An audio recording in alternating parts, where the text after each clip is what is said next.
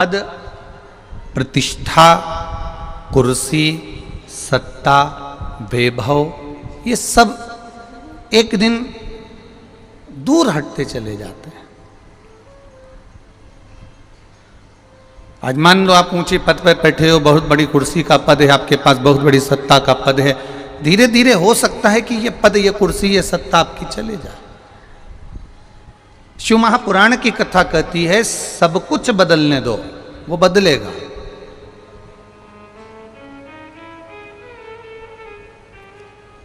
सब कुछ बदलने दो, वो बदलेगा। पर शिव महापुराण की कथा कहती है एक आपका व्यवहार, एक आपका चिंतन और एक आपका हृदय, ये कभी नहीं बदलना चाहिए। तो जीवन में आप उन्नति करते चले जाए। घर बदला, बदल गया।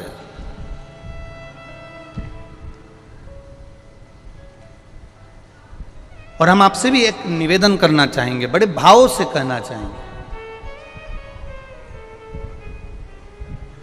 घर कहीं पर भी मना लो, मना नहीं है। इंदौर में रह रहे हो, देवास में रह रहे हो, भोपाल में रह रहे हो, लखनऊ में रह रहे हो, कानपुर में रह रहे हो, औरंगाबाद में रह रहे हो, चाहे पूना में रह रहे हो, चाहे जम्मू में रह रहे हो, चाहे कश्मीर में रह रहे हो,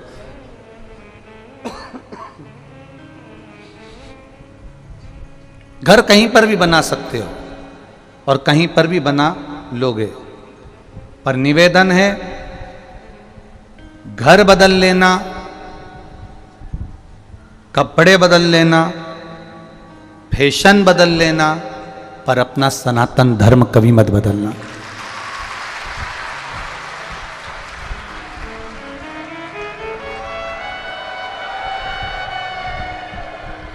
अपने सनातन धर्म में हम जन्मे हैं, अपने सनातन धर्म में हम पैदा हुए हैं, अपने सनातन धर्म में हमें पोषणता मिली है, अपने सनातन धर्म में हम आगे बढ़े हैं। घर बदल लोगे चल जाएगा, कपड़े बदलोगे चल जाएगा, रकम बदलोगे चल जाएगा, पर निवेदन है अपना सनातन धर्म, अपना उस पावन धर्म को बदलने का कभी प्रयास मत करना। कोई कितना भी लोभ दे, लालच दे, कोई कितना भी कहे कि हमारे धर्म में आ जाओ, इस धर्म में तो ऐसा होता है, इस धर्म में तो ये होता है, इस धर्म में तो वो होता है, हम ये करेंगे, हम वो करेंगे। दुनिया के लोग कितने भी भटकाएं, पर अपना धर्म, अपना भजन, अपना कीर्तन, अपना मंत्र जाप, अपना स्मरण बदलना।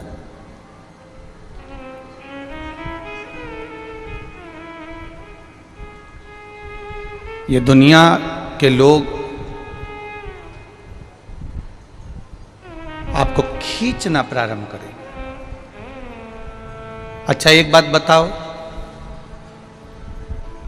प्रत्येक पेड़ पर इतने सारे पत्ते लगते हैं, प्रत्येक वृक्ष पर ढेर सारे पत्ते लगते हैं, कभी वृक्ष को पत्ते के नाम से नहीं पहचाना जाता। वृक्ष को पहचानते हैं तो उसमें जो फल लगा है उससे पहचानते हैं। इसमें इमली लगती है, ये इमली का पेड़ है। इसमें आम लगता है, यह आम का पेड़ है। इसमें खजूर लगती है, यह खजूर का पेड़ है। इसमें संतरा लगता है, संतरे का पेड़ है। इसके पत्ते से इसकी पहचान नहीं है, इसके फल से इसकी पहचान है। उसी तरह हमारे सनातन धर्म की पहचान भगवान शंकर के भजन से होती है। जगत गुरु शंकराचार्य जी ने, जगत गुरु शंकराचार्य जी बार बार बोले हैं, शिव तत्व से हमारा सनातन धर्म है। इसलिए जगत गुरु शंकराचार्य जी ने 4 पीठों का निर्माण करा और चारों पीठ पर भगवान शंकर को ले जाकर विराजमान कर दिया कि शिव होगा तो राष्ट्र होगा, और अगर शिव नहीं तो राष्ट्र। ये शंकर भगवान को विराजमान करा है। प्रत्येक जगह पर आप जाइए, बद्रीनाथ जाओगे केदारनाथ जी मिल जाएंगे, इधर द्वारका जी जाओगे सोमनाथ जी नागेश्वर मिल जाएंगे, इधर जाओगे रामेश्वर मिल जाएंगे, इधर जाओगे तो आपको अन्य देवी देवताओं का स्मरण हर पल, काशी आदि कादिक देवताओं का स्मरण होता रहे।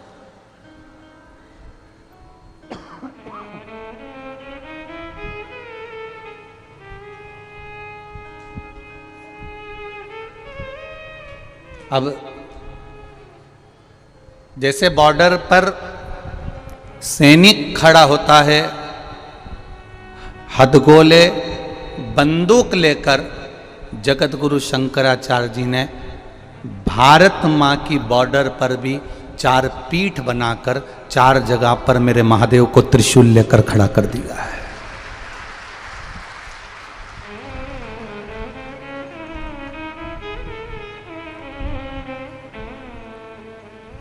जगत गुरु शंकराचार्य जी ने 4 पीठ का निर्माण कर कर मेरे जगत गुरु शंकराचार्य जी ने महादेव को 4 जगह पर विराजमान किया कि ये सैनिकों के हाथ में हथगोले बंदूकें हैं, मेरे महादेव के हाथ में त्रिशूल, मेरे महादेव के हाथ में डमरू है। वो जब नाद करता है हिल जाती है।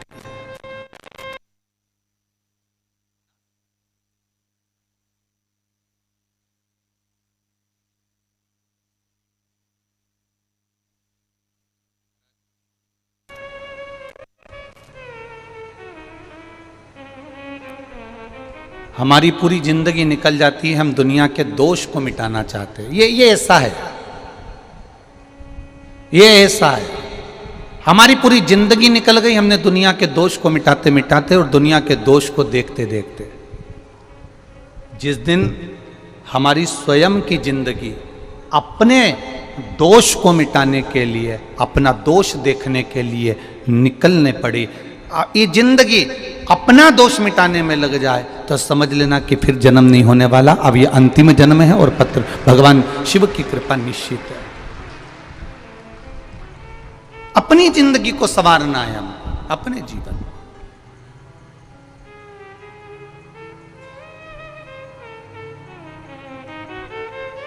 उसने ये करा, उसने वो करा, इसने ये किया, उसने वो किया, ये पूरी जिंदगी निकल गई हमारी। पर हम अपने भीतर के काम को, अहंकार को, आसक्ति को, वासना को, तृष्णा को, लोभ को, विषय को निकाल नहीं सके।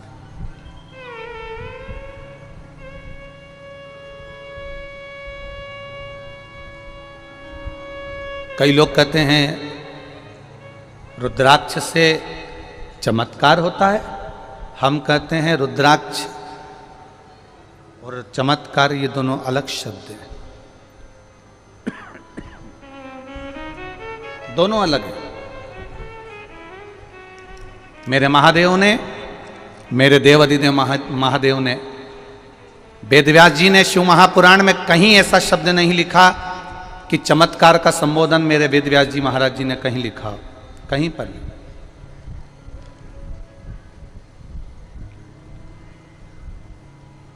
मेरे वेदव्यास जी ने पूरी शिव महापुराण में चमत्कार शब्द को कहीं नहीं लिखा। मेरे महादेव कहते हैं पार्वती, ये रुद्राक्ष का पौधा, ये रुद्राक्ष का वृक्ष मेरे नेत्र अश्रु से प्रकट हुआ। ये रुद्राक्ष का पौधा, ये रुद्राक्ष का वृक्ष मेरे नैन अश्रु से प्रकट हुआ है। पार्वती,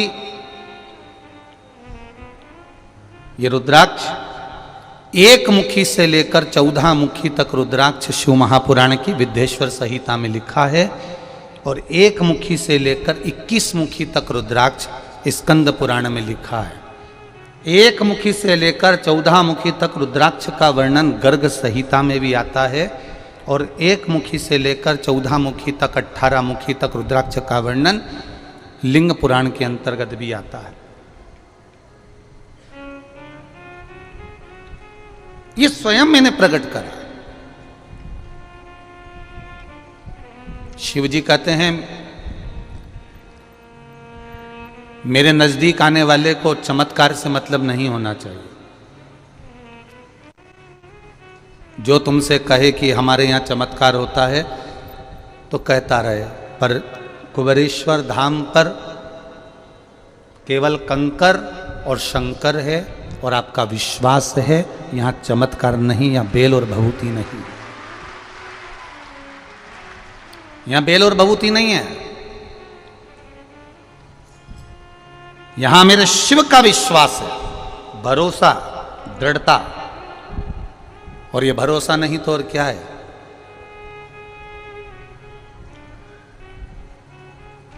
लोग कह रहे थे रुद्राक्ष के लिए लोग आए हैं,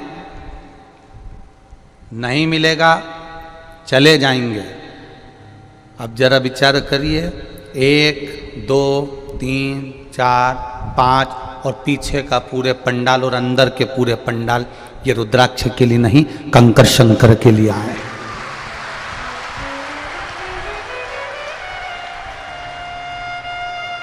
और इनका विश्वास अगर पक्का है, अगर इनका भरोसा पक्का है, तो ये विश्वास मानकर चलना कि घर पहुंचोगे और बाबा देवाधिदेव महादेव कहीं से भी रुद्राक्ष तुमको यहां दे वहां दे, कहीं पर भी, पर मिलेगा जरूर, ये निश्चित है।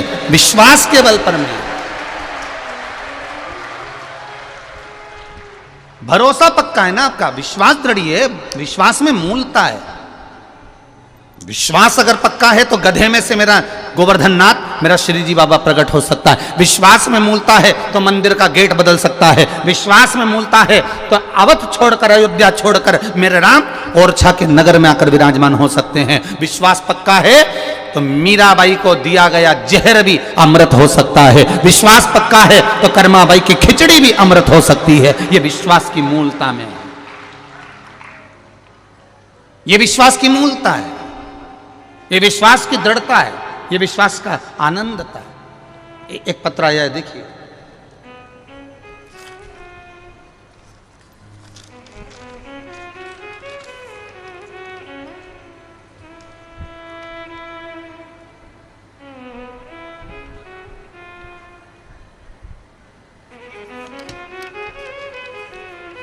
मेरा नाम मुकेश तोमर है, श्री रामवीर सिंह, ग्राम जिठोलीगढ़ रोड, मेरठ से हूँ।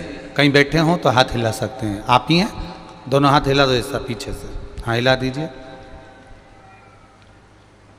ग्राम जिठोलीगढ़ रोड, मेरठ, उत्तर प्रदेश से आया हूँ। मेरा मोबाइल नंबर ये है। गुरुजी, भोले की कितनी कृपा मुझ पर हुई है बस मैं ही जानता हूँ। हमारी कई पीढ़ी से किसी की भी सरकारी नौकरी नहीं थी, कई पीढ़ी निकल गई पर सरकारी नौकरी किसी की नहीं थी। सारी जिंदगी हमारे परिवार के लोगों ने मेहनत करी, मजदूरी करी, अपना पेट भरा, परिवार चलाया। अब 3 साल से नौकरी के लिए, 3 साल से नौकरी के लिए इंटरव्यू दे रहा था। मेरा बड़ा बेटा लेकिन कामयाब नहीं हो पा रहा था, बहुत टेंशन में था। उसने कहा था मम्मी कई पीढ़ी से अपनी सरकारी नौकरी नहीं है, पर मैं भी सफल नहीं हो रहा। 1 साल 2 साल 3 साल लगातार निकलते गए पर नौकरी नहीं लगी। गुरुदेव, मोबाइल चलाते चलाते आपकी कथा देख ली, 1 साल से मैं आपसे जुड़ा हुआ हूँ, तो मेरे सारे काम बाबा अब संभाल रहा है। पहली बार जब आपके पास सीहोर आया था, मेरे पास कोई काम नहीं था, मैं बेरोजगार था। घर के लोगों ने भी कह दिया था कि तेरी जेब में पैसा नहीं है, हम मजदूरी करते हैं, हमारे पास पैसा नहीं, हम सीहोर कैसे भेज दें। उस समय पर भी खाली हाथ ही आया था। यहाँ पर रुद्राक्ष भी नहीं मिला था, केवल बाबा से कहकर गया था कि बाबा दूसरी बार बुलाना तो मुझे खुशी देकर बुलाना। आज मेरी एयरफोर्स में नौकरी लग गई है, मैं बाबा को प्रणाम करने आया। ये शिव तत्व है। बहुत बहुत बधाई बाबू आपको। एक बार दोनों हाथ हिला दीजिए। श्री शिवाय नमस्तुभ्यम, बधाई हो आपको। बैठिए। हर हर महादेव। मेरी एयरफोर्स में नौकरी लग गई, बाबा की कृपा है गुरुदेव। और बेलगांव में ट्रेनिंग पर हूँ, ये शिव कृपा से, बाबा की कृपा से, कुबेर भंडारी की कृपा से मिला है, इसलिए मैं उनको प्रणाम करने आया हूँ। एक लाइन उन्होंने बहुत अच्छी लिखी है गुरुदेव, रुद्राक्ष मिले चाहे ना मिले, पर मेरा बाबा मेरी जिंदगी को स्वयं रुद्राक्ष बना देता है। ये शिव तत्व है, ये उघड़ी है। करो इतना भजन, ये कंकर शंकर की धरा है। दुनिया के लोग आपको विचलित करेंगे, दुनिया के लोग अपशब्द बोलेंगे, दुनिया के लोग ताना देंगे, आपकी भक्ति को हिलाने का प्रयास करेंगे, आपके विश्वास को तोड़ने का प्रयास करेंगे, पर आपका विश्वास वो होना चाहिए कि मेरा पिता यही है, मेरी जन्नत यही, मेरा जीवन यही। करेंगे दुनिया होता है, जब आप पशुपति व्रत करोगे तो घर के लोग भी कह देंगे हाओ क्या होता है करने से, क्या होगा, रहने दे तू तो। जल चढ़ाओगे तो लोग कह देंगे। एक पत्र आया जल चढ़ाने का, बड़ा सुंदर, देखिए उसने अपना फोटो भी लगाया है।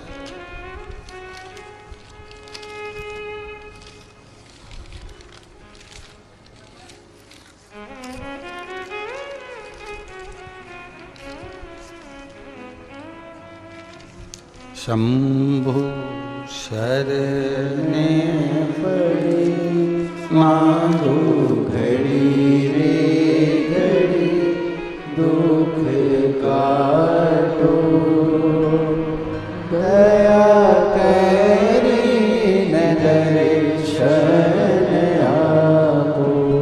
मैं सिवनी मध्य प्रदेश उड़ेपानी से निवासी हूँ। मेरा नाम गणेश गरकाम है। मेरा मोबाइल नंबर ये है, मैं अपना फोटो भी लगा रहा हूँ। मुझ पापी को, क्रोधी लोभी को, घमंडी कपटी को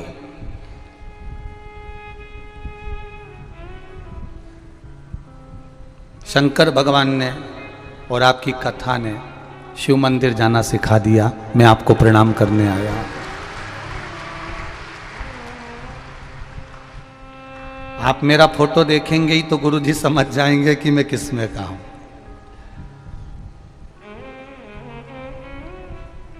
गणेश बरकाम जी कहीं बैठे हो तो हाथ जरूर हिलाइएगा, जहां कहीं भी बैठे हो आप हाथ हिलाइएगा। गुरुदेव, मुझे कंधे में दर्द रहता था जिसका एक इंजेक्शन मुझे लगता था, और इंजेक्शन के कारण मैं पड़ा रहता था। वो दर्द का इंजेक्शन लगता जब तक तो मैं ठीक रहता, फिर इंजेक्शन लगाना पड़ता था। कई समय निकल गया, कई डॉक्टर बदल लिए, पर वो आराम नहीं लगा। तब मेरी पत्नी ने शिव महापुराण की कथा का स्मरण किया, पशुपति व्रत चालू किया। शिव जी को जल चढ़ाती, जल लेकर आ जाती, उसको कटोरी में रख देती और मुझसे कहती तुम तो 2-3 बार पिया करो, शिवर वाला महाराज तो एक ही बार का बोलता है, तुम तो पियो। 2-3 बार मुझे जल पिला देती, बाबा की कृपा से बेलपत्र खिला देती। गुरुदेव, मैं वर्णन नहीं करूंगा, मैं यहाँ केवल प्रणाम करने आया हूँ कि मुझे अब इंजेक्शन लगना बंद हो गए और मेरा शरीर ठीक हो गया। ये शिव तत्व है, ये ओ घड़ी, ये शंकर है। तेरी कृपा बिना न हिले एक भी अणु, लेते हैं श्वास तेरी कृपा से तनु तनु। कहीं मत जाओ, अपना घर और अपने घर के पास में जो शिवालय हो, अपने घर के पास में जो शंकर का मंदिर हो, शिवालय हो, अपने घर के पास में जो देवादिदेव महादेव का स्थान हो, वहां जाकर बस विश्वास रखकर एक लोटा जल समर्पित करना प्रारंभ करो। धीरे धीरे तुम जल जिस हाथ से चढ़ाओगे वो हाथ मेरा महादेव पकड़ कर रखेगा, छूटने नहीं देगा, वो छूटने नहीं देगा। बादाम को पानी में गला देने से छिलका निकल जाता है, और इस आत्मा को, चित्त को, वृत्ति को, शरीर को, मन को शिव महापुराण में गला देने से हमारे भीतर का काम, अहंकार, तृष्णा निकल जाता है। हमारी विषय वासना, हमारी आसक्ति, हमारी तृष्णा बाहर निकल जाती है। चित्त वृत्ति में शिव समाया हो, शंकर हो, चित्त वृत्ति में महादेव हो, चित्त वृत्ति में शंभु हो। भटकाएंगे लोग, कहेंगे, कहने वाले कहते रहेंगे।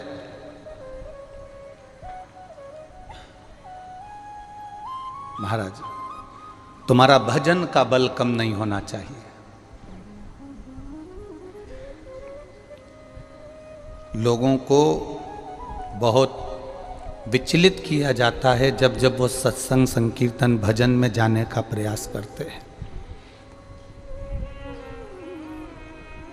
मंदसौर में कथा होने वाली थी, तब भी कहीं ना कहीं लोगों ने गलत बातों का स्मरण किया।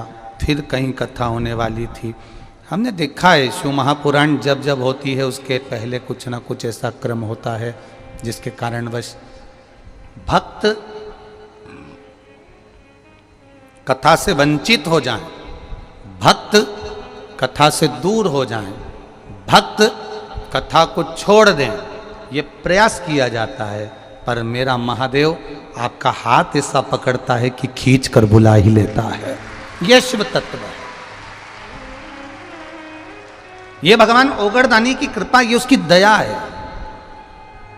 मैंने तेरे ही भरोसे बाबा, तेरे ही भरोसे हवा बिच उड़ती जावांगी, बाबा डोर हतो छड़ी नाम कटी जावांगी।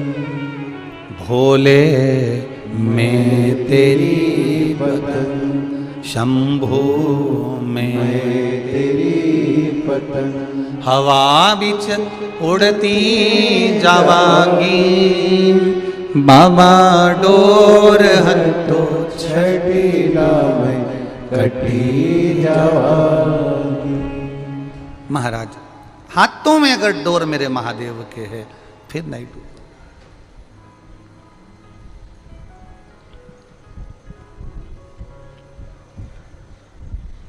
बस उसके भरोसे, और जब हम उसके भरोसे पर होते हैं तो वो भी हम पर पूर्ण भरोसा करता है। हम उसके भरोसे जब होते हैं वो हम पर पूर्ण भरोसा करता है। शिव तत्व कह रहा है, देवादिदेव महादेव की शिव महापुराण की कथा कह रही है, आपका जब विश्वास प्रबल हो, आपका जब भरोसा प्रबल हो, आपकी जब दृढ़ता प्रबल हो, तो आपको भक्ति का बल मिलता ही है। महाराज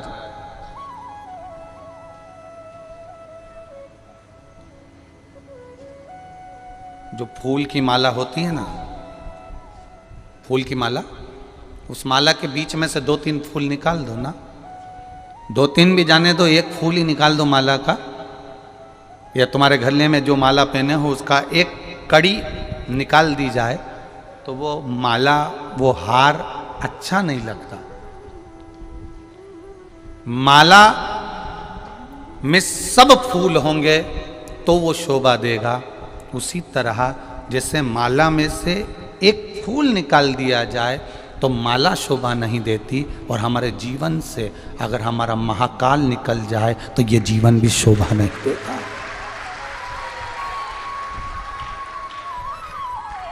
शिव का नाम, भगवान शंकर का शब्द, दक्ष प्रजापति ने यज्ञ करा, दक्ष प्रजापति ने यज्ञ रचा, दक्ष प्रजापति यज्ञ कर रहा है, और दक्ष प्रजापति जब यज्ञ कर रहे हैं सबको बुलाया पर शिव को नहीं बुलाया। यज्ञ की शोभा रही नहीं, सबको बुलाया पर मेरे महादेव को नहीं बुलाया।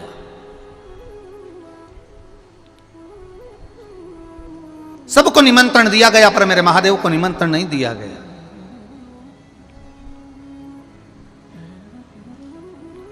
महाराज भले ना बुलाया हो मेरे महादेव को, भले ना बुलाया हो, फिर भी महादेव तो महादेव है।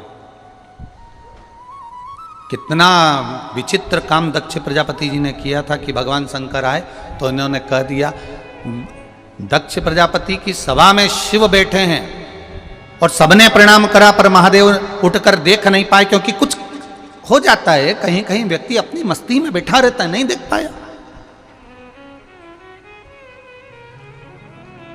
कहीं व्यक्ति अपनी मस्ती में बैठा है, नहीं देख रहा।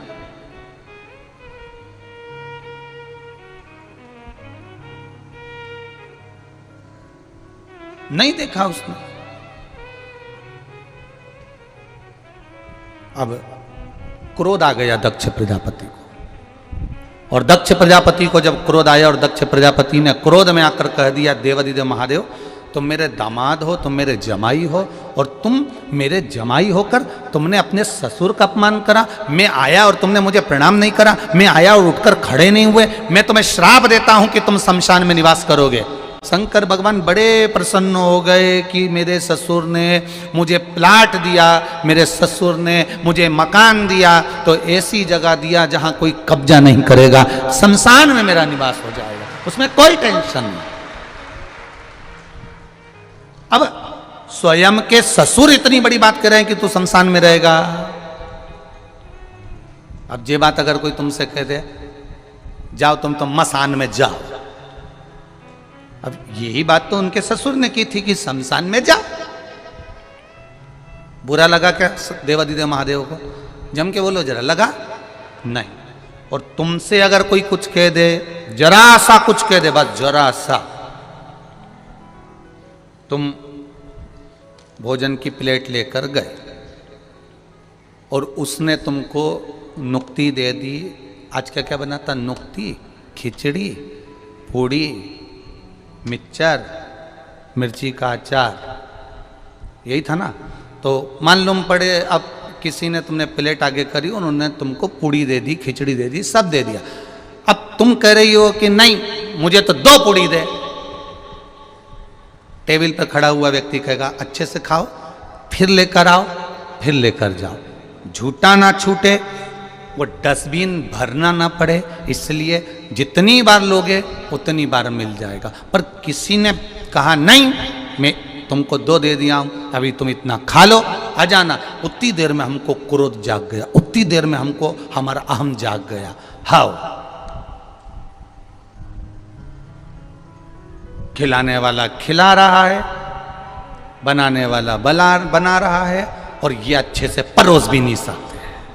अब तुम्हारे भीतर ये भाव जाग गया, परंतु अन्न भाग हमारे हाथ में है, भोजन भाग हमारे हाथ में, भोजन भाग। और ये भोजन भाग हमारे हाथ में है और हम भोजन ग्रहण कर रहे हैं, उस समय पर हमें क्रोध का त्याग कर कर चलना चाहिए। जिससे हम भोजन ले रहे हैं, हमको ये मानना चाहिए कि ये स्वयं महादेव की अन्नपूर्णा हमको प्रदान कर रही है और ये अमृत के तुल्य दे रही है।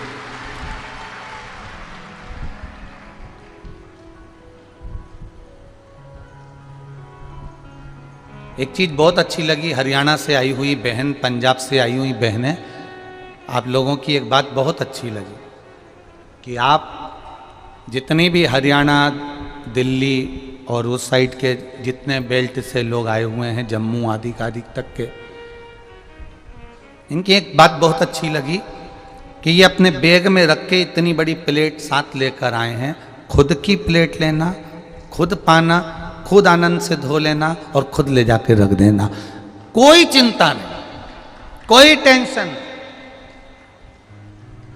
बहुत, इसको कहते हैं सत्संग का एक आनंद, सत्संग का एक रूप।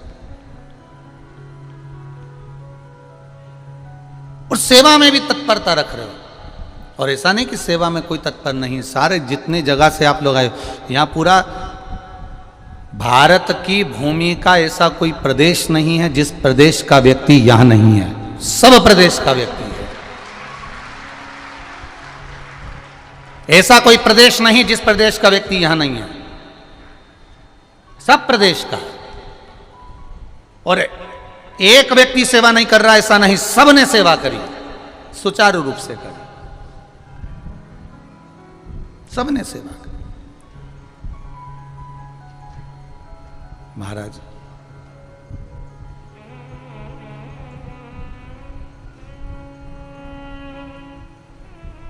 ये भक्ति का बल हमें बढ़ाना है।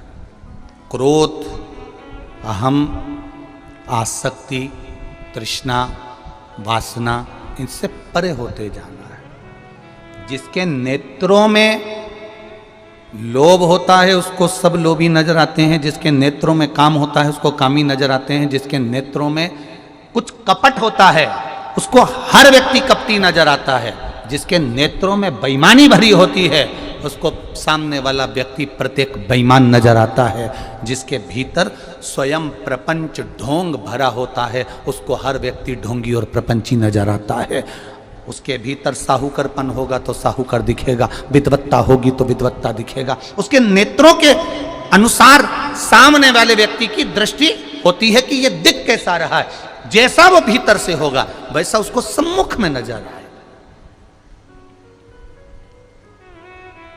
एक बड़ा सुंदर प्रसंग यहां पर आता है भगवान शिव की कथा में। औरव ऋषि की बेटी थी शमी और धौम्य ऋषि के पुत्र थे मंदार। मंदार आंकड़ा पुष्प। शमी औरव ऋषि की बेटी जब बड़ी होती चली गई तो वो औरव ऋषि की बेटी शमी ने जीवन में कुछ किया ना किया, पर एक काम औरव ऋषि की बेटी शमी करती रही कि भरण पोषण में अग्रणी रही। कोई भूखा मिल गया, औरव ऋषि की बेटी ने अपना भोजन तक दे दिया। ये बेटी का जीवन होना चाहिए। कई कई बहुओं की आदत रहती है, पोया बनाती है, पहले अपने लिए अलग से निकाल के धर देती है। कई कई हलवाइयों की आदत रहती है, भोजन बनाने वालों की आदत रहती है, भंडारा बनाने वालों की आदत रहती है कि पहले अपने लिए तरी तरी की सब्जी और जोरदार चावल, जोरदार बूंदिया, जोरदार सेव सब पहले अपना निकाल के रख लेते हैं, उसके बाद दूसरे को देते हैं। पर महाराज औरव ऋषि की बेटी शमी उसमें की थी, अगर उसकी थाली में कुछ भी नहीं बचा चलेगा, पर सामने वाला भूखा नहीं रहना चाहिए, उसको जरूर खिला देना। ये बड़े विचित्र शब्द हैं, जरा शिव महापुराण के इसको समझ लेना कि शमी का पेड़, जिस शमी की पत्ती में कांटे होते हैं, जिस बेलपत्र में कांटे होते हैं, और जिस आंकड़े को मंदार के फूल में वो दूध होता है कि आंख में चले जाए तो आंख बेकार हो जाती है, वो दूध होता है जो जहर का काम कर जाता है, ये सब शंकर भगवान को चढ़ रहा है। शमी जिसमें कांटे हैं, बेलपत्र जिसमें कांटे हैं, मंदार का फूल जिसमें जहर भरा पड़ा है, धतूरा जिसमें जहर भरा पड़ा हुआ है, ये शिव को क्यों समर्पित है? ये शंकर को क्यों चाहिए? ये शंकर के पास क्यों जा रहे हैं?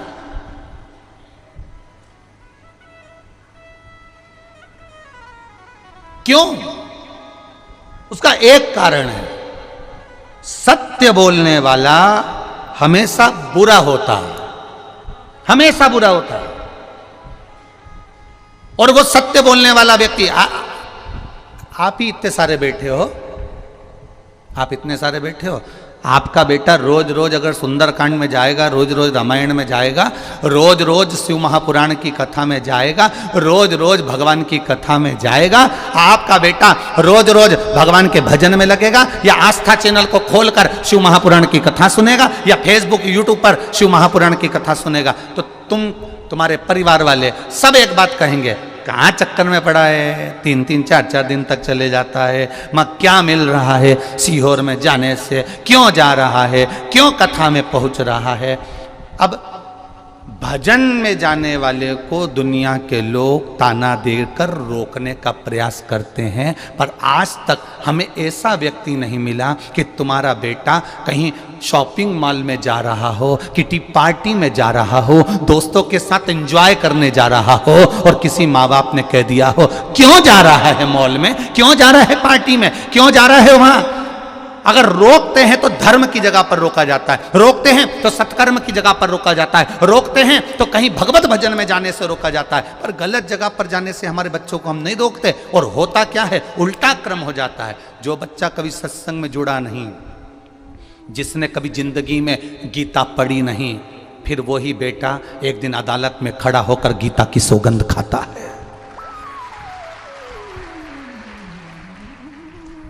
जिसने कभी जीवन में गीता को पढ़ा नहीं, जिसने जीवन में कभी रामायण को पढ़ा नहीं, जिसने जीवन में कभी श्रीमद् भागवत को पढ़ा नहीं, जिसने जीवन में कभी शिव महापुराण को जाना नहीं, जो शंकर को केवल दुनिया के लोगों ने कह दिया शिवलिंग का मतलब क्या होता है, गलत महत्व समझा दिया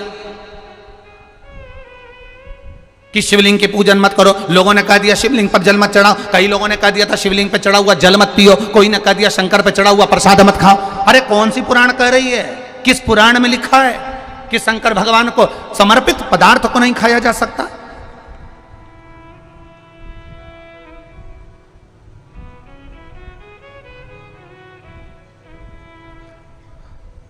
गुड़ खाते हैं और गुलगुले से परहेज करते हैं। गुड़ खा रहे हैं, हम प्याज नहीं खाते, हम प्याज को छोड़े हुए 20 साल हो गए। हम लहसुन नहीं खाते, लहसुन छोड़े हमें 50 साल हो गए। पर दूसरे का पड़ा हुआ मोबाइल, पैसा, घड़ी या दूसरे का धन मिल जाए तो 5 मिनट में निपटा जाते हैं।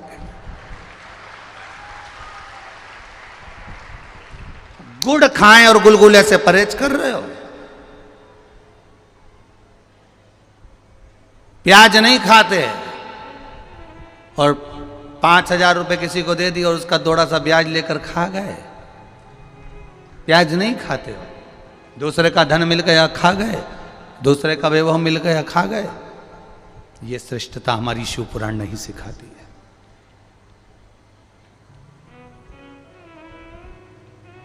ये श्रेष्ठता हमारी शिव पुराण नहीं कहती। शिव पुराण कहती है कि अपने बच्चों को भगवत भजन तक भेजने का प्रयास करना। जिस माता पिता के बच्चे 1 लोटा जल चढ़ाने के लिए शंकर के मंदिर का दरवाजा पकड़े हैं, उस घर के बच्चे कभी अपने माँ बाप को वृद्धाश्रम का दरवाजा नहीं दिखाते हैं। उस घर के बच्चे कभी अपने माता पिता को वृद्धाश्रम का दरवाजा नहीं दिखाएंगे।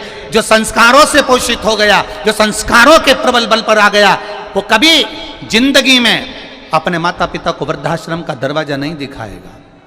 और तुम अंदाजा लगाकर देख लेना,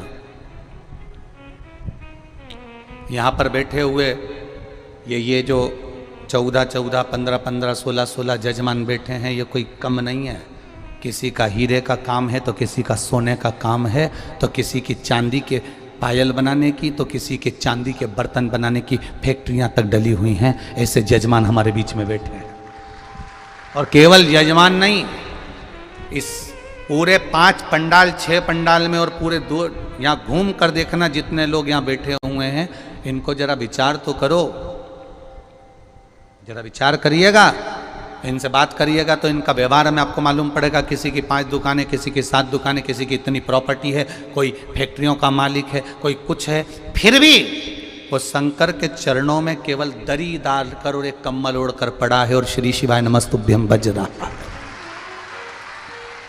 श्री शिवाय नमस्तुभ्यम भज रहा है। और हमें जरा सा बल मिल गया, हमें जरा सी सत्ता मिल गई, हमें जरा सा वैभव मिल गया, हमें जरा सा लोगों ने चाहना प्रारंभ कर दिया, हमें जरा सा लोगों ने कहना प्रारंभ कर दिया, वाह भैया वाह भैया वाह भैया कर कर।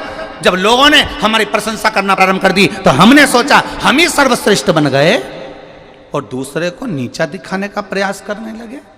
अरे इनसे सीखो, जिनके घर में 4 नौकर पांव की चप्पल तक उठाने के लिए हैं महाराज, जो अपनी प्लेट खुद मांझ कर भोजन कर रहे हैं, इनसे सीखना चाहिए, सीखना चाहिए।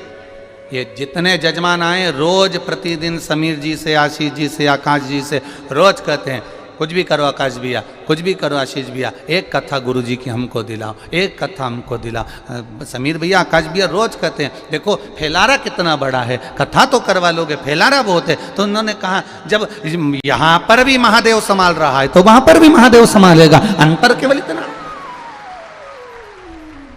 रोज प्रतिदिन एक ही बात होती है, कथा हो कथा हो कथा हो। अब विचार करिए जरा, क्या मिल रहा है। सियोर वाला महाराज तो तुमको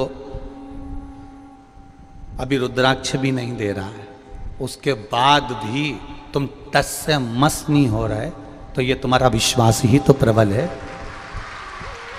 ये तुम्हारी दृढ़ता ही तो प्रबल है, तुम्हारा भरोसा ही तो प्रबल है। क्या मिल रहा है? क्या मिल रहा है?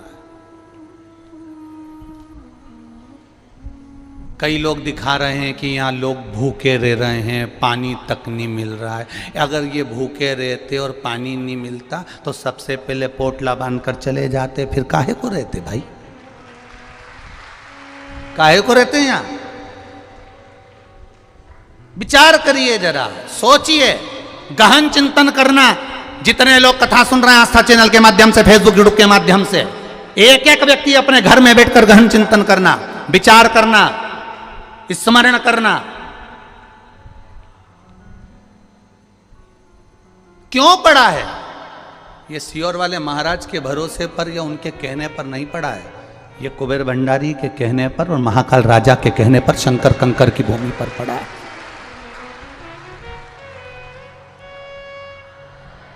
एक दिन में 20 लाख भक्त, और ना निमंत्रण, ना पत्रिका, ना कहीं कुछ, ना कहीं कुछ, ना चावल, ना धावल, कुछ नहीं, और एक साथ 20 लाख भक्त एक साथ पहुंच जाएं तो ये शिव की कृपा के सिवा कुछ नहीं हो सकता। कुछ नहीं हो सकता इसके सिवा, कोई साधन नहीं है।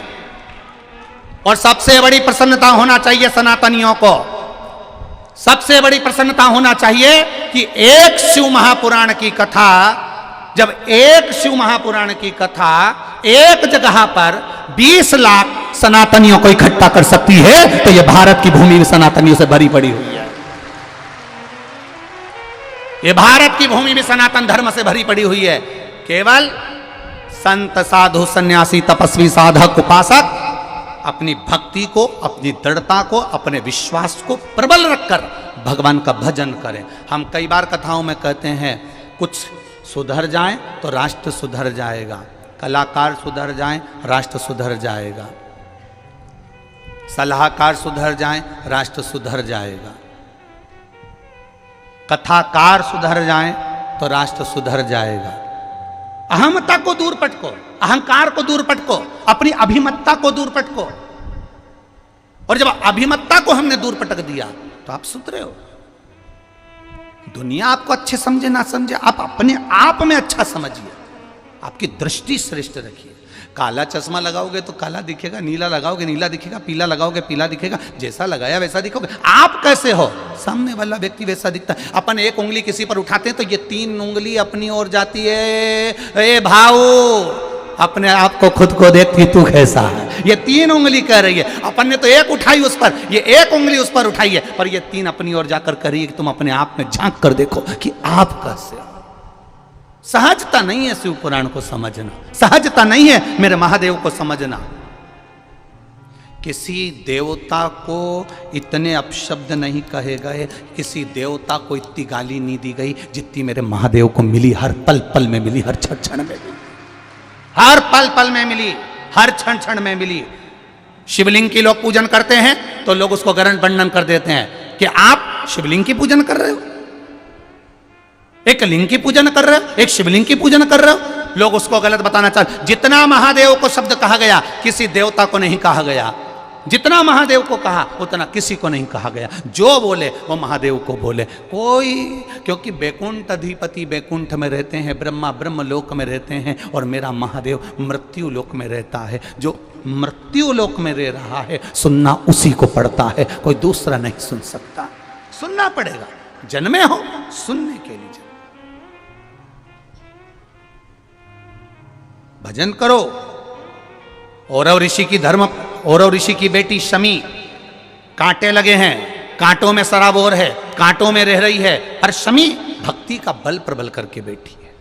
अब कांटों में रहना, एक होती है गुलाब जामुन, एक होता है गुलाब का फूल। गुलाब के फूल में कांटे होते कि नहीं होते? अरे बोलो तो जीजियो, होते हैं ना। गुलाब का फूल और गुलाब जामुन, किसी से जाके पूछना इन दोनों की राशि कौन सी है, एक ही राशि निकलेगी। गुलाब के फूल की भी राशि एक है और गुलाब जामुन की राशि भी एक है। दोनों को देखिए, गुलाब जामुन मावे की बनती है, खोए की बनती है, घी घी में रहती है, यूं घुमाओ तो हाथ में घी आ जाता है, और घी की गुलाब जामुन घी में तला रही है और घी में से निकलकर चाशनी में जा रही है। कितनी जोरदार किस्मत लेके आई रही तू गुलाब जामुन, कितनी जोरदार। घी में शराब और मली, घी में छोड़ी, चारी निकाला और चाशनी में चली गई। कितनी जोरदार किस्मत लेकर आई है। और वो गुलाब का फूल कांटों में पैदा होता है, कांटों में बड़ा होता है, कांटों में जन्म लेता है, कांटों में मुरझा जाता है। वो गुलाब का फूल कांटों से टूट जाता है। दोनों की राशि एक है, दोनों में कितना अंतर है। एक घी में सराबोर है, निकलने के बाद चाशनी में सराबोर है, और दूसरा कांटों में सराबोर है। बस अंतर एक है, गुलाब जामुन घी में रहती है, निकलकर चाशनी में जाती है, और चाशनी में से निकलकर मुख में जाती है, और बाद में वो भ्रष्टा में चली जाती है। और गुलाब का फूल कांटों से निकलकर मेरे महादेव के चरणों में चला जाता है। दोनों में अंतर है। गुलाब जामुन चाशनी में तरबतर है, गुलाब जामुन घी में तरबतर है। गुलाब जामुन अपने रंग में तरबतर है, पर खाने के बाद भ्रष्टा में चली जाती है। और गुलाब का फूल कांटों में रहने के बाद, टूटने के बाद मेरे महादेव के चरणों में, मेरे राम और कृष्ण के चरणों में चला जाता है। भक्त ऐसा ही होता है। दुनिया के लोग इस पर गाली देंगे, अपशब्द कहेंगे, कांटे देंगे, और वो कांटों में पनपता जाएगा, और वो गुलाब का फूल टूटने के बाद फिर मेरे महादेव के चरणों में अपने आप चला जाएगा। होता है, कहे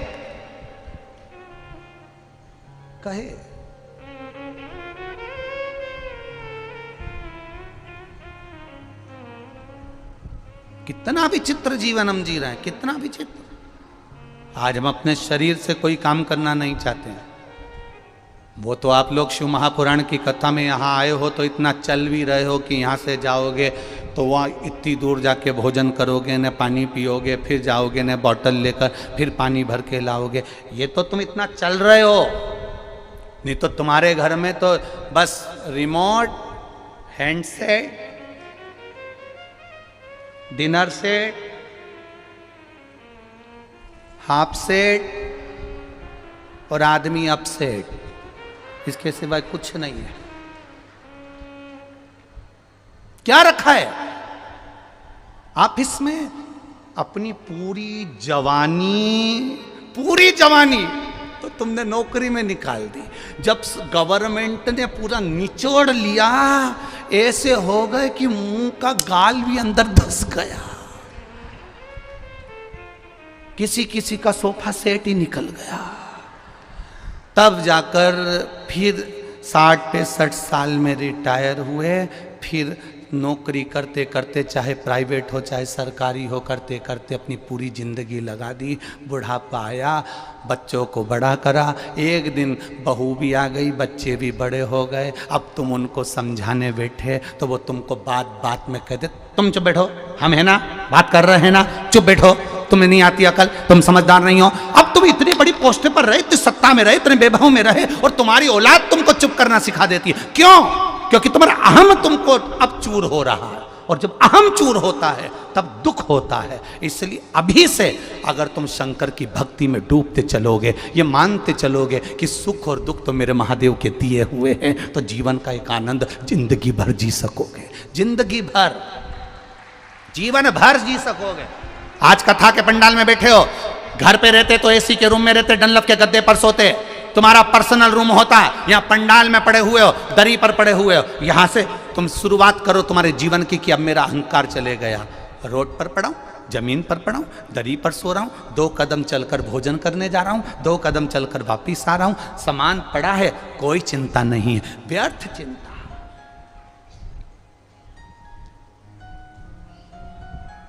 एक सन्यासी में और एक गृहस्थी में एक अंतर सबसे बड़ा होता है। एक संत ट्रेन में सफर कर रहे थे, खूब सोने की रकम मकम पहने थे संत, खूब जोरदार। अगले स्टेशन पर वो एक सेठ जी चढ़ गए, बहुत सारा सामान, बहुत सारा, 2 बैग इधर ट्रेन के नीचे डाल दिए, 2 बैग इधर ट्रेन के नीचे डाल दिए। सीटों के नीचे, और सेठ जी अपनी बढ़िया जोरदार आराम से बैठ गए। अब उन्होंने मन में सोचा, सेठ जी ने, बताओ महाराज को तो देखो कितना सोना वोना पहन के बैठे हैं, महाराजों को एसी के डब्बे में जाने की क्या जरूरत।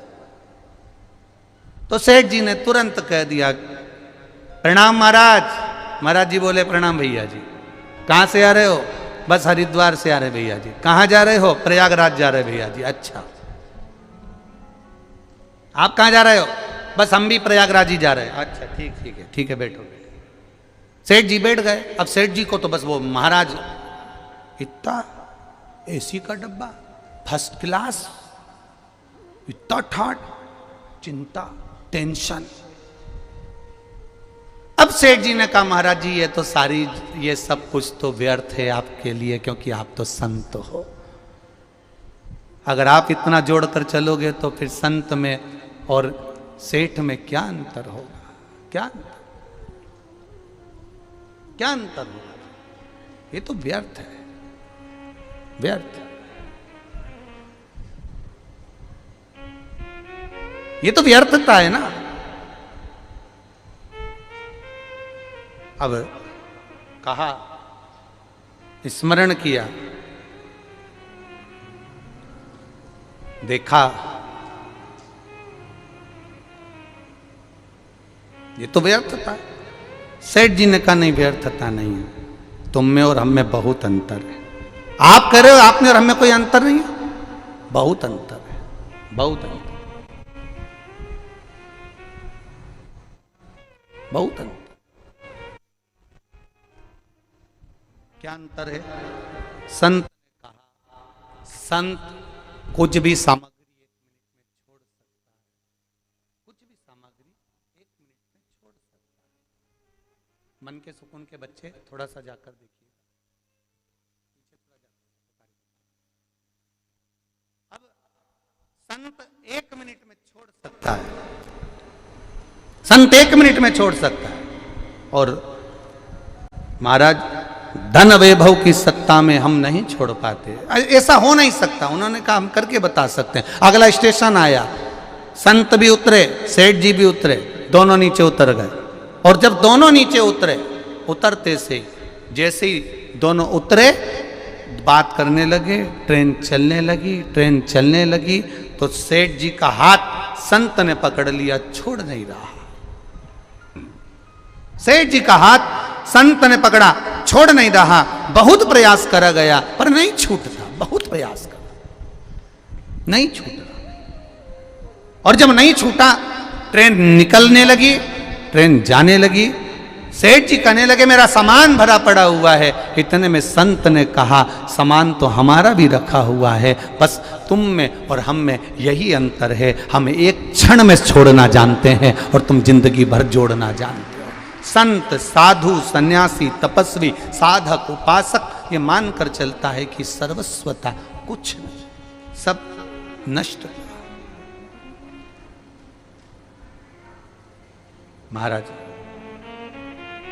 खाली न जाता कोई दर से तुम्हारे, खाली न जाता कोई दर से तुम्हारे, मैं भी खड़ा हूँ नन्ही बाहें पसारे, मैं भी खड़ी हूँ नन्ही बाहें पसारे, अपने हृदय लगा लो गिरा जा रहा हूँ, उठा लो प्रभु अपने दर से, अब तो न टालो, गिरा जा रहा हूँ, उठा लो। एक बार आप इस लाइन को प्रेम से गुनगुनाइए, खाली दर से, खाली ना जाता कोई दर से, मैं भी खड़ी हूं नन्ही बाई बसा, अपने हृदय से लगा लो, लगा लो, गिरा जा रहा हूं, उठा लो, उठा।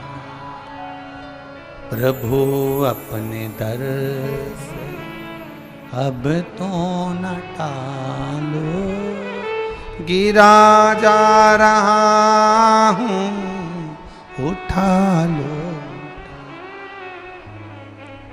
भगवान शिव की कथा कह रही है, ओगरदानी का चरित्र कह रहा है, शिव महापुराण कह रही है। आपका विश्वास जब जागृत होगा, आपका भरोसा जब प्रबल होगा, आपकी दृढ़ता जब प्रबल होगी और आपके भरोसे के साथ में आपका विश्वास जब दृढ़ होगा, तब आपको कहीं जाने की जरूरत नहीं पड़ेगी। महादेव स्वयं आपको ढूंढता हुआ आपके पास आ जाए। ये आपका विश्वास प्रबल होना चाहिए, दृढ़ होना चाहिए, भरोसा प्रबल होना चाहिए, दृढ़ होना चाहिए।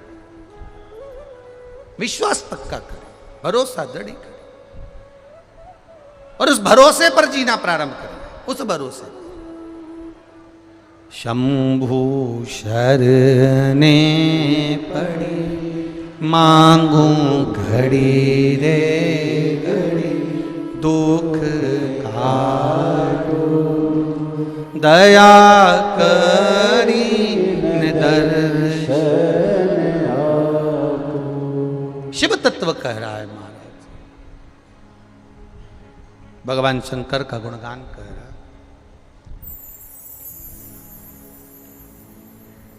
शिव तत्व कह रहा है। शमी कांटों में रमी हुई है, लदी हुई है, पर भाव शुद्ध है उसका, भाव गड़बड़ नहीं हुआ उसका। मंदार धौम्य ऋषि का पुत्र, ये आंकड़ा मंदार धौम्य ऋषि का पुत्र।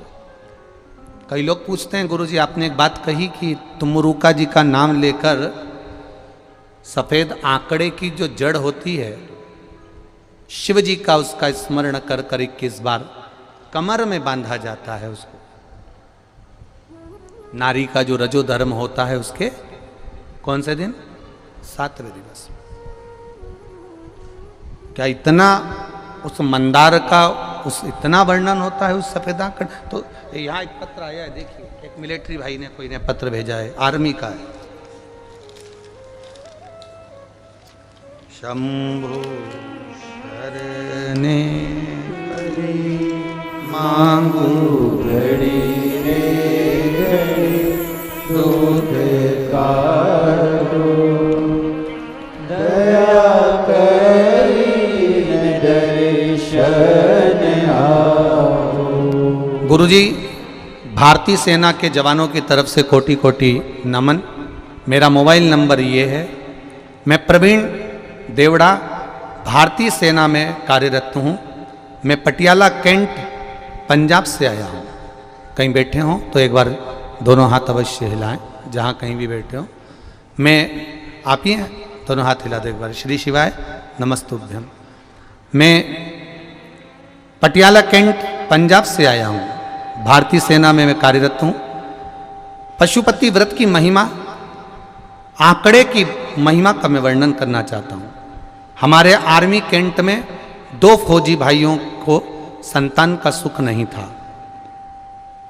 दोनों के यहाँ संतान नहीं, कई साल निकल गए। एक को 7 साल हो गए, एक को कई साल हो गए।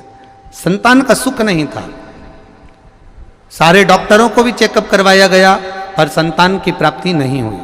फिर आखिरी में उन्होंने सोचा वो परमात्मा पर छोड़ दिया जाए, तो भी कोई संतान का सुख नहीं दिखा। तब मेरी धर्मपत्नी ने उनको पशुपति नाथ के व्रत में वर्णन किया और सफेद आंकड़े की जड़ का उनको बताया। बाबा की कृपा ऐसी हुई गुरुदेव कि वो बंगाल के रहने वाले, पर भगवान की कृपा से वो सफेद आंकड़े की जड़ और पशुपति व्रत से, बाबा की कृपा से उनके यहाँ कई सालों के बाद संतान सुख की की प्राप्ति हुई है। मैंने मेरे दोस्त का फोटो भी लगाया है, फौजी भाई का, और उसके घर में जो संतान हुई उसका भी फोटो लगाया। दोनों के फोटो उन्होंने लगाए, दोनों। आप आस्था चैनल के माध्यम से, एलईडी के माध्यम से भी देख सकते हैं। बैठिए। श्री शिवाय नमस्तुभ्यम। शिव तत्व इसी को कहते हैं। ये औघड़ी है,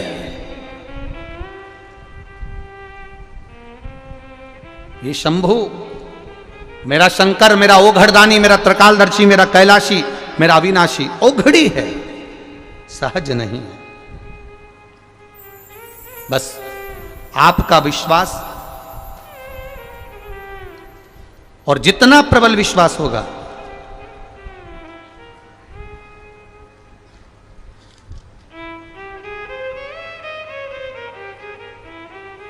उतनी प्रबल भक्ति आपके भीतर जागृत होगी। इसीलिए शिव कथा कहती है, शिव के सिवा कहीं दिल ना लगा, शिव के सिवा कहीं दिल ना लगा,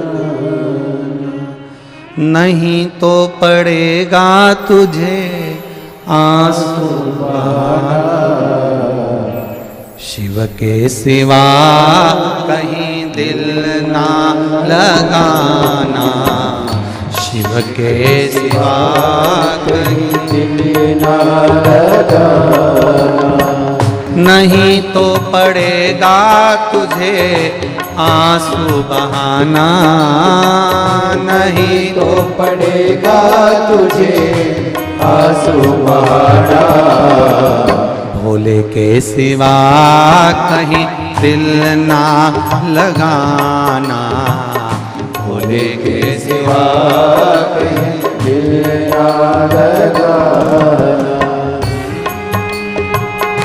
दोनों हाथों से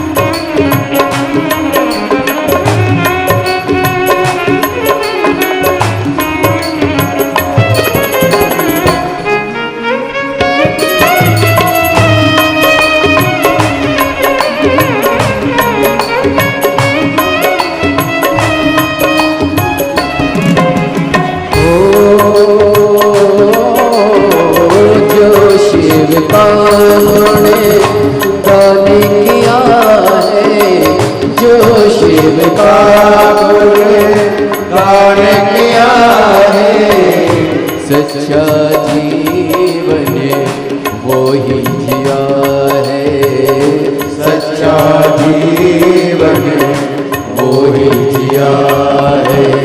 सुमिरन के बल से तुझे, सुमिरन के बल से तुझे मुक्ति है पाना, शिव के सिवा कहीं दिल ना लगाना, शिव के सिवा कहीं दिल ना लगाना। वरना पड़ेगा तुझे आंसू बहाना, वरना पड़ेगा तुझे आंसू बहाना। भोले के सिवा कहीं दिल ना लगाना, भोले के सिवा कहीं दिल ना लगाना।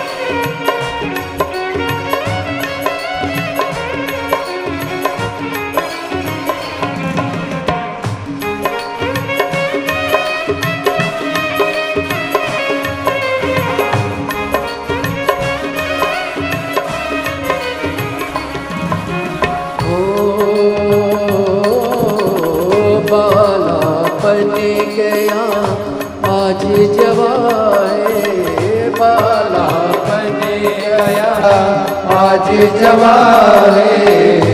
बीत गया अब समय कहाँ है, बीत गया अब समय कहाँ है। सोच समझ के, सोच समझ के वक्त गवाना, होने के सिवा कहीं दिल ना लगाना, होने के सिवा कहीं दिल ना लगाना। वरना पड़ेगा तुझे आंसू बहाना, वरना पड़ेगा तुझे आंसू बहाना। भोले के सिवा कहीं दिल ना लगाना, भोले के सिवा कहीं दिल ना लगाना।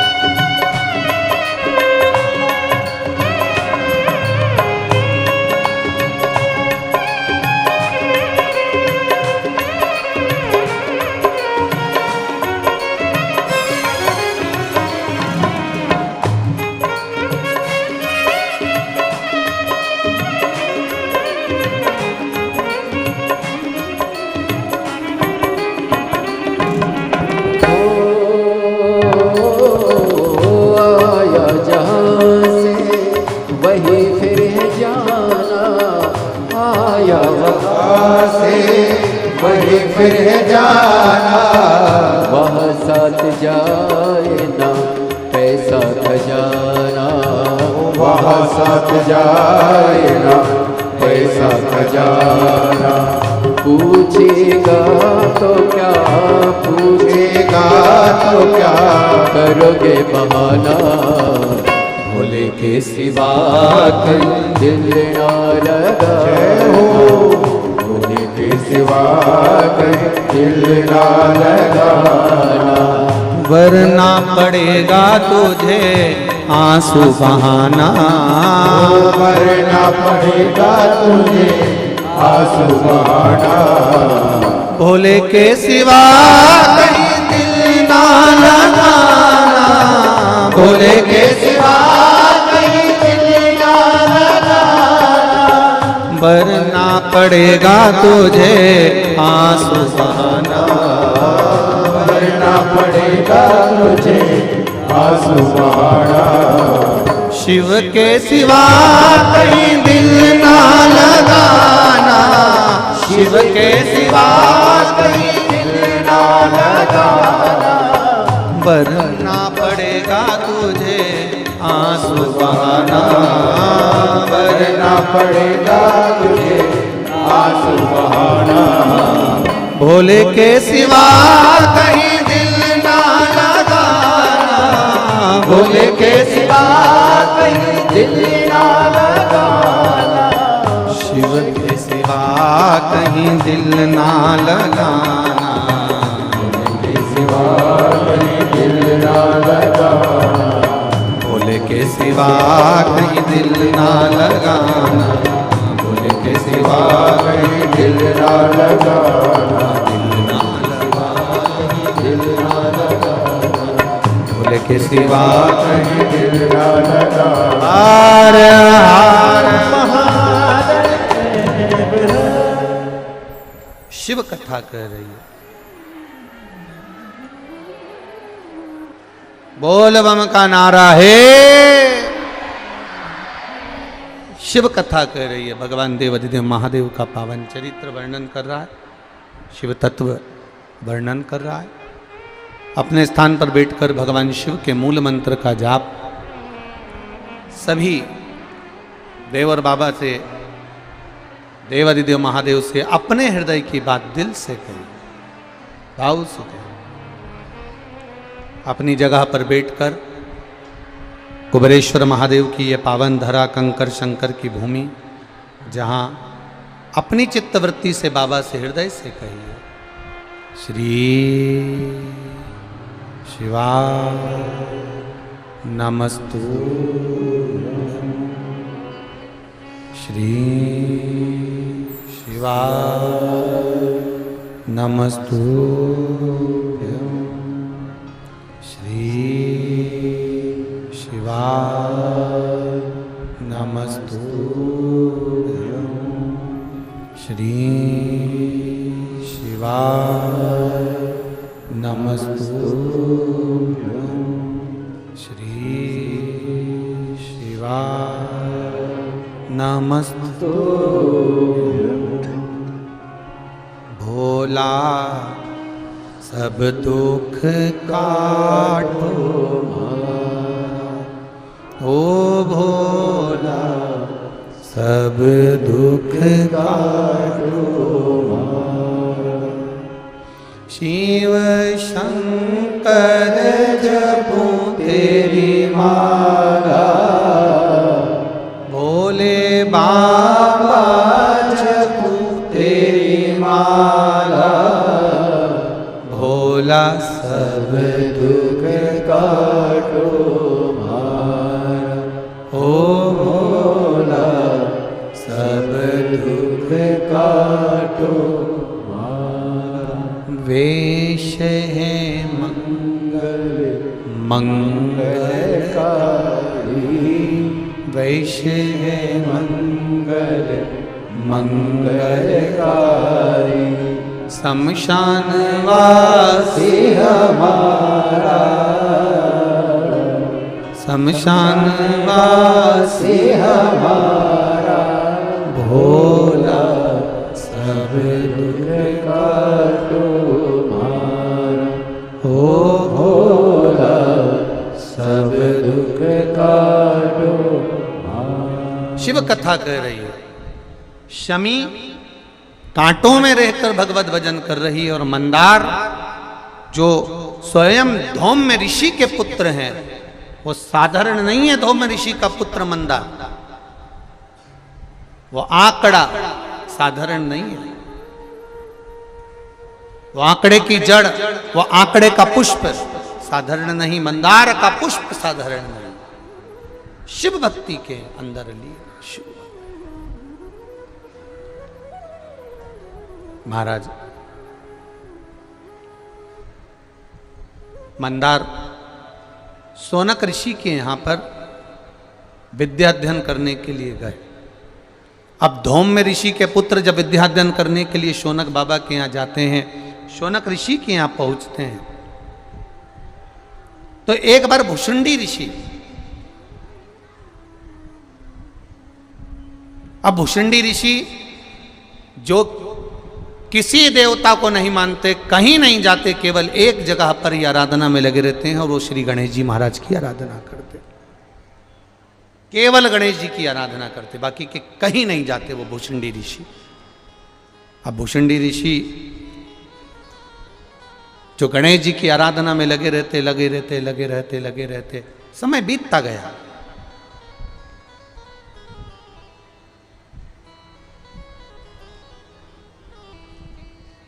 बहुत लंबा समय निकल गया गणेश जी की आराधना करते करते।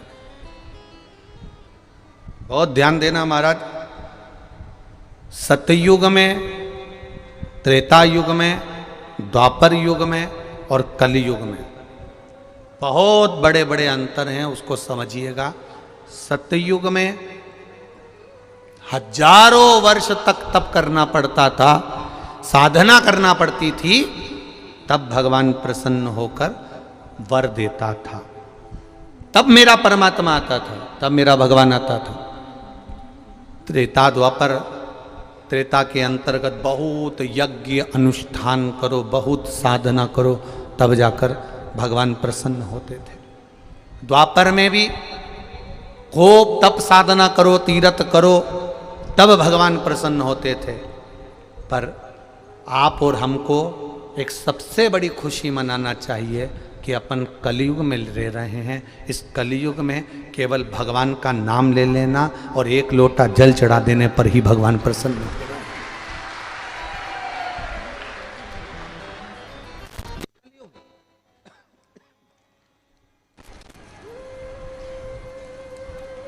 अब ना तो सियोर वाला महाराज से इतना तप साधना हो, ना तुमसे हो।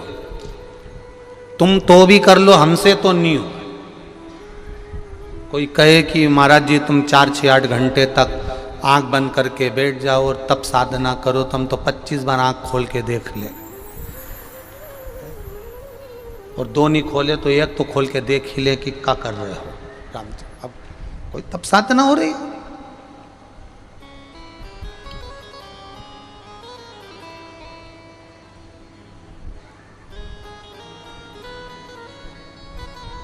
अब एक व्यक्ति को एक साधना कक्ष में बिठा दिया, और बहुत सारे साधना वाले खड़े हुए थे, बहुत सारे अच्छे। उन्होंने इसके माथे पर एक बिंदु ऐसा हिलने वाला लटकाया, और सीधा, अब आंख बंद करो, धीरे धीरे देखो तुम कहाँ हो, ध्यान लगाओ तुम कहाँ हो। अब तुम बहुत दूर पहुँच चुके हो। अब आँख खोलो, बताओ क्या देखा? कुछ नहीं, पटना देखा। अब विचार, हम क्या देख रहे हैं? हमारी साधना क्या है? पीछे की आवाज बढ़ाइए। हमारी तप साधना क्या है? हमारी तप साधना का बल क्या है? हमारी भक्ति क्या है? शिव महापुराण की कथा कर रही है, ना आज के व्यक्ति से तप हो सकता है, ना साधना हो सकती है, ना कुछ हो सकता है। केवल एक कार्य हो सकता है, एक लोटा जल वो देवादिदेव महादेव को समर्पित कर सकता है, जब फुर्सत मिल जाए, जब आनंद मिल जाए, जब उसका चित्त लग जाए, जब उसकी वृत्ति, जब उसका मन लग जाए, जब उसका दिल महादेव से जुड़ जाए। जब यह मन लग जाए आपका एक लोटा जल चढ़ाने में, तो लगाओ, बड़े प्रसन्न होकर जीवन जियो।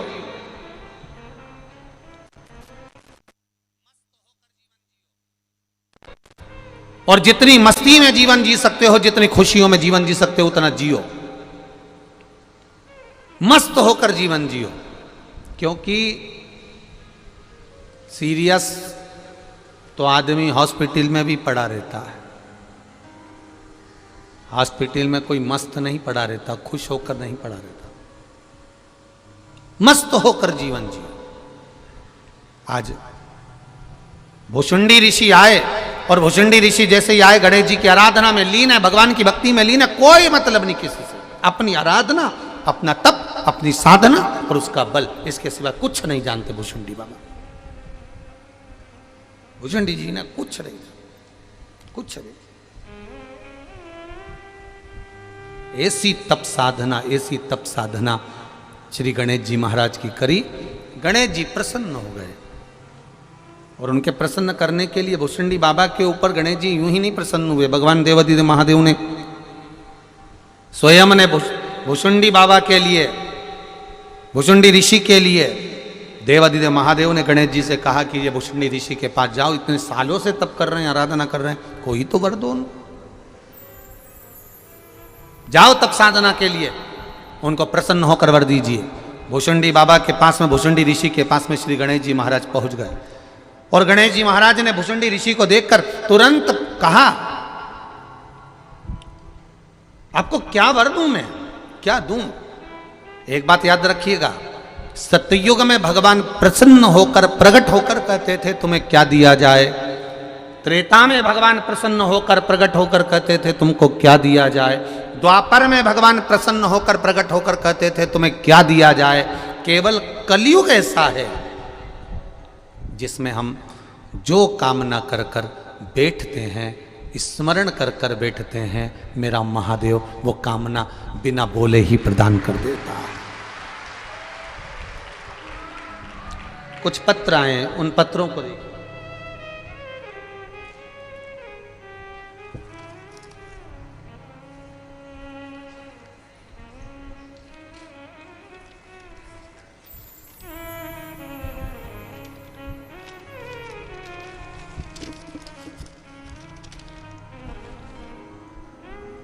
जो हो नहीं सकता वो देवादिदेव महादेव करते हैं, पत्रों के माध्यम से मालूम पड़ता है। मैं लहरी सिंह महला, बाबा अमरनाथ जी की धर्मनगर गांव धोतड़, तहसील रानिया, जिला सिरसा, हरियाणा से आए हैं। कहीं बैठे हों तो हाथ हिलाइएगा, दोनों, जहाँ भी बैठे हों दोनों हाथ हिलाइएगा। लहरी सिंह महला, जिला सिरसा, हरियाणा से हैं, जिन्होंने पत्र भेजा है। पत्र में लिखा है, श्री शिवाय नमस्तुभ्यम। हमारा लड़का कई वर्षों से सरकारी नौकरी के लिए ट्रायल कर रहा था, 1 या 1.5 नंबर से रह जाता था। हम आपकी कथा सुन रहे हैं गुरुजी। आपने कथा में एक बेलपत्र का प्रयोग शिवजी को चढ़ाने का बताया था, शहद वाला, और शिव की आराधना का बोला था, 1 लोटा जल चढ़ाने का। हमने अपने बच्चे से कराना प्रारंभ करा, उसकी मम्मी ने पशुपति व्रत करना प्रारंभ करा। बाबा की कृपा से उसका सरकारी जॉब बिजली बोर्ड में लग गया, पर आर्डर नहीं आया, अर्थात ज्वाइनिंग आर्डर नहीं पहुंचा। ये आपने लिखा है पत्र में कि उसका ज्वाइनिंग आर्डर नहीं आया। आप भी टीवी पर पत्र पढ़ सकते हो, उसका ज्वाइनिंग आर्डर नहीं आया। जब ज्वाइनिंग आर्डर नहीं आया, बेटा टूट गया। बेटे ने कहा, माँ ज्वाइनिंग आर्डर तो आया ही नहीं, तुमने पशुपति व्रत करा था माँ, मैंने भी शिव जी को जल चढ़ाया था और हो भी गया था सिलेक्शन, पर आया नहीं। जिनने पत्र लिखा है दोनों हाथ जरूर हिलाना एक बार। अब ज्वाइनिंग लेटर नहीं आया, माने का कोई बात नहीं, जाने दे, हिम्मत नहीं हारना। सियोर वाला महाराज कहता है कर्म करते रहना, एक बार फिर वापिस तैयारी कर।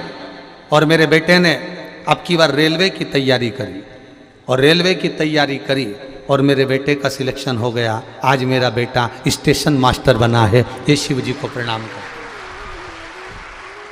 ये शिव तत्व है, ये ओघड़ी है। अब आपको लग रहा था कि बिजली बोर्ड में मेरी नौकरी लग जाए, मेरी नौकरी लग गई है और भगवान कृपा करेगा, पर भगवान को और कोई अच्छा सोच रहा होगा, भगवान को और अच्छा तुम्हारे लिए देखना होगा। इसलिए मेरे महादेव ने वो ज्वाइनिंग लेटर ही रोक दिया और बाबा ने ये कृपा कर कर दूसरा प्रदान कर दिया। ये शिव तत्व है, ये ओघड़ी है। एक भैया ने तो पूरा कॉपी जितना पूरा पत्र लिखकर भेजा है। सुनीता संतोष दरक, औरंगाबाद महाराष्ट्र से हैं। कहीं बैठे हो तो हाथ हिलाइएगा। आप ही हैं, दोनों हाथ ऐसे हिला देगा। आपने पूरी लिस्ट बनाकर भेजी है कि जब से कथा सुन रही हूं तब से बाबा ने मुझे 1 number, 2 number, 3 number, 4 number, 5 number, 6 number, 7 number, ऐसी पूरी लिस्ट बना के आखिरी में आपने आपके परिवार का पूरा फोटो दिया है कि मेरे बाबा ने मुझे केवल शिव महापुराण की कथा टीवी पर सुनते थे और शिव महापुराण की कथा 2021 से कोरोना काल से टीवी पर श्रवण कर रहे हैं। महाराज हम वर्णन क्या करें, हर पल हर घड़ी हर क्षण मेरे बाबा ने साथ दिया। मेरे बड़े बेटे के पास जॉब नहीं था, बाबा की कृपा से उसका जॉब लगा। मेरे छोटे बेटे के पास जॉब नहीं था, उसने खूब इंटरव्यू दिया, नहीं लगा। तब फिर हम बाबा की कृपा से इसी धाम में सीहोर आए थे। रुद्राक्ष उत्सव में पिछली बार पहुँचे थे, रुद्राक्ष नहीं मिला था, पर यहाँ प्रणाम कर कर कंकर को ही रुद्राक्ष समझ कर ले गए और बाबा की कृपा से उसका जॉब लगा। मेरे पतली पिछले वर्ष भी यहाँ पहुँचे थे और बाबा की कृपा हुई थी। भले रुद्राक्ष नहीं मिला, पर विश्वास आपका दृढ़ होना चाहिए, तो मेरा बाबा भी आपको रुद्राक्ष की तरह निर्मल कर देता है। बाबा हम क्या वर्णन करें, मेरे बेटे के फेफड़ों में गठान बता दिया, गठान बता दिया। तब गठान बताया, कई डॉक्टरों को दिखाया तो सभी ने कहा ये कैंसर की गांठ है। हम फिर नहीं माने, फिर हम आ गए सीहोर और बाबा को प्रणाम कर कर भूमि को रगड़ कर फेफड़ों में मल कर चले गए। बाबा से कहा सबने कैंसर बताया है, आखिरी जांच होने जा रही है मुंबई, बस अब ये जांच सही करवा देना। हम जाकर यहाँ से सीधे मुंबई पहुँचे और जांच करवाई। बाबा की कृपा से सारी जांच नॉर्मल आई, कैंसर नहीं निकला। ये शिव तत्व है, ये शंकर। ये मेरे परिवार का फोटो लगा रहा हूँ गुरुजी, जिस परिवार को कुबेर भंडारी संभाल रहा है, कुबेरेश्वर महादेव संभाल रहा है, अपने परिवार का फोटो भी बन रहा है। शिव तत्व है। बैठिए बहन, हर हर। ये शिव है, ओ घड़ी दयालु दाता। अब निर्मल मन से चित्त से हृदय से भगवान की जो भक्ति करता है उसका आनंद। वो लोग कहते हैं ना, भजन करो भरी जवानी में। बोलना बोलना जरा, बुढ़ापा किसने देखा है, इसीलिए आपसे कह रहे हैं श्री शिवाय नमस्तुभ्यम भजो कुबेरेश्वर धाम पर। अगली बार बाबा हाथ पकड़कर फिर खींचकर बुला लेगा, निश्चित है।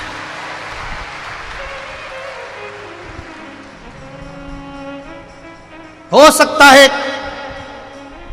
भीड़ अपार है, अव्यवस्था हो सके, भोजन में थोड़ी देर हो सके, पानी मिलने में थोड़ी देर हो सके, रुद्राक्ष मिलने में थोड़ी देर हो सके, विश्वास करता उसकी कृपा मिलने में थोड़ी देर नहीं हो सकती।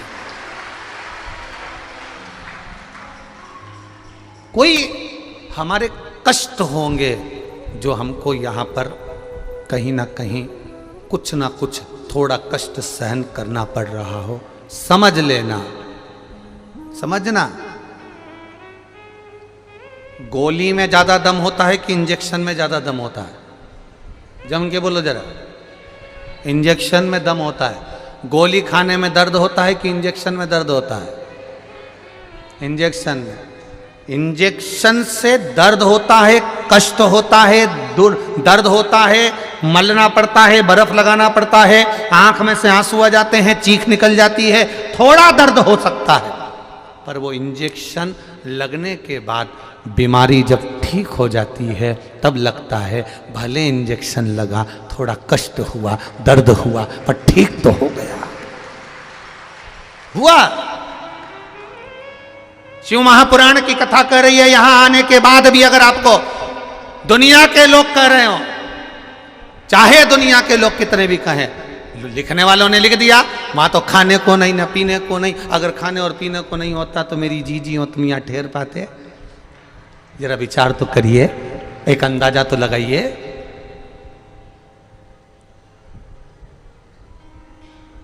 विचार करिएगा जरा। 10 रुपए की बाटल को 50-50 रुपए में बेचा है। इतना हृदय को घात लगा है कि बोल नहीं सकता, बस कथा बाच रहा हूं, इससे बढ़कर कुछ नहीं हो सकता। जहां का मैं गुणगान करता था कि आपको बुलाकर आनंद की वहां विचार करिएगा, यहां से सीहोर जाने के लिए लोडिंग में जिस व्यक्ति ने लोडिंग लगाई, एक व्यक्ति से मात्र रेलवे स्टेशन ले जाने के 300-300 रुपए लिए। उसका हृदय घात है, मुझे अंदर से दुखी हूं इस चीज के लिए। कितनी तमन्ना।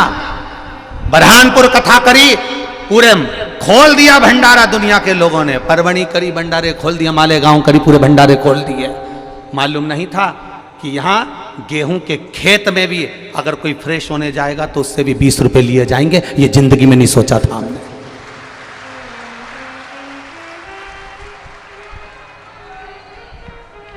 और कुबेर भंडारी की मिट्टी, कुबेरेश्वर महादेव के नाम की मिट्टी, महाराज का फोटो चिपका कर 700 रुपए की बेच रहे हो। गजब, गजब, नहीं सोचा था। विचार, ये विश्वास से कहता हूं, जो नजारा अभी देखा है, इस नजारे के बल पर कहता हूं, अगला रुद्राक्ष महोत्सव होगा, रुद्राक्ष भले वितरण नहीं हो, पर तुम्हारे लिए आरओ के वाटर की पूरी व्यवस्था और लेट बात की पूरी व्यवस्था और रुकने की पूरी अलौकिक दिव्य कथा हम सभी पूज्य गुरुदेव के सानिध्य में श्रवण कर रहे हैं। निश्चित ही ये हम सभी का सौभाग्य है, बाबा की कृपा से हम सभी को आस्था चैनल के माध्यम से, यूट्यूब फेसबुक के माध्यम से और कुबेरेश्वर धाम की इस पावन धारा से हम सभी को सुंदर अलौकिक दिव्य कथा श्रवण करने का शुभ अवसर प्राप्त हुआ। बाबा भोलेनाथ की कृपा जब तक जीव पर ना हो तब तक इस सृष्टि में, इस दुनिया में, इस संसार में कोई भी कार्य संभव नहीं हो सकता। और वैसे भी बड़ा ही सुंदर किसी ने लिखा है कि खाली दामन भी भर देता है, हर मुराद पूरी कर देता है, और जब देने पर आता है मेरा महादेव तो लिखा तकदीर का बदल देता है। जो बाबा के दर पर जाता है निश्चित ही उसकी तकदीर में भले ही कितना कुछ लिखा हो, पर वो अपने हिसाब से ही अपने भक्तों को देता है और सारी मन की मुराद वो दिल खोल के पूरी करता है। ऐसे मेरे महादेव का दरबार है। आप सभी और हम सभी आनंद ले रहे हैं कुबेरेश्वर धाम की इस पावन धरा पर, जो विगत 7 दिनों के लिए बाबा का सुंदर रुद्र अभिषेक चल रहा है, रुद्राक्षों का अभिषेक चल रहा है और बाबा की सुंदर अलौकिक दिव्य कथा हम सभी को श्रवण करने का शुभ अवसर प्राप्त हुआ है। हमारे जीवन में भले ही कितनी तकलीफ, दुख तकलीफ, परेशानियां आए, हम बाबा के चरणों में जाएं, एक लोटा जल चढ़ाएं तो निश्चित ही सारी तकलीफ, दुख दर्द दूर होता है। और पूज्य गुरुदेव ने तो बड़ा ही सुंदर और सरल तरीका, एक सरल रास्ता हम सभी को बताया है। एक लोटा जल सारी समस्याओं का हल, एक लोटा जल लेकर जाएंगे, मंदिर देवालय शिवालय जाएंगे, अपने पास में जो मंदिर है वहाँ जाएंगे, भगवान का जल अभिषेक करेंगे, एक बेलपत्र चढ़ाएंगे और अपने हृदय की बात, अपने मन की बात जब राजाधिराज महाकाल राजा से हम करेंगे तो निश्चित ही हमारे जीवन में कितनी तकलीफ क्यों ना हो वो सारी तकलीफें दूर हो जाती हैं। और वैसे भी हम सनातन धर्म से जुड़े हैं। सनातन धर्म का सबसे बड़ा अभिप्राय है सर्वे भवन्तु सुखिना, सर्वे सन्तु निरामयी, सभी का भला हो, सभी का कल्याण हो। हमें गर्व होना चाहिए उस सनातन धर्म पे कि हम उस धर्म से आते हैं कि हमारे यहाँ हम पर जो आरोप लगते हैं वो दूध बहाने के आरोप लगते हैं कि हम दूध बहाते हैं, ये आरोप हम पे लगते हैं। कम से कम हमको खुश होना चाहिए, हम पे खून बहाने या पशुओं की गर्दन काटने के आरोप तो नहीं लगते, हमें खुश होना चाहिए। हमारे त्यौहार पूजा करके मिठाई खाने में और खिलाने में जाते हैं, ना कि खून बहाकर और मांस खिलाकर हमारे त्यौहार मनाए जाते हैं। हम प्रकृति के उपासक हैं, हम प्रकृति को पूजते हैं और ताकि के वातावरण पर्यावरण शुद्ध रहे। जब इस संसार में विज्ञान नहीं था उससे पहले भी एक धर्म था, वो था सनातन धर्म। हम सभी को अपने धर्म पे गर्व होना चाहिए, हमें गर्व होना चाहिए कि हम सनातनी हैं, हमें गर्व होना चाहिए कि अच्छे कुल में हमारा जन्म हुआ है, हमें गर्व होना चाहिए भारत जैसा देश हमें मिला है, हमें गर्व होना चाहिए कि हम भगवान को पूजते हैं, हम हमारे त्योहारों पर हमें गर्व होना चाहिए। और यही कार्य पूज्य गुरुदेव विगत कई दिनों से करते आ रहे हैं। आप और हम सभी देखते हैं कथाओं के माध्यम से सभी सनातन धर्म के वर्ग के लोगों को अपने त्योहारों के बारे में पूज्य गुरुदेव बताते हैं। अपनी पूजा पद्धति बड़े ही सरल तरीके से पूज्य गुरुदेव बताते हैं। एक लोटा जल लेकर हम सभी को मंदिर जाना सिखाते हैं। आज हमको बड़ा ही अच्छा लगता है जब बाबा के मंदिर में शिवालयों में लंबी कतारें लगी रहती हैं। एक सुखद अनुभव हम सभी को देखने को मिलता है। ये केवल एक लोटा जल का प्रभाव, ये शिव महापुराण का प्रभाव है और पूज्य गुरुदेव ने इसके लिए पुरजोर मेहनत करी है। पूज्य गुरुदेव ने हम सभी को बताया है, नित्य नई नूतन कथाएं सुनाकर हम सभी को बताया है कि किस प्रकार हमारे सनातन धर्म में हमारे देवी देवताओं ने कार्य करा है, किस प्रकार हमें हमारे सनातन धर्म को पूजना चाहिए। ये पूज्य गुरुदेव विगत कई दिनों से बताते हैं और सभी सनातन धर्म के वर्ग के लोग एक जाजम पर बैठे इसमें अथक प्रयास पूज्य गुरुदेव करते हैं। ये जो जन से लाभ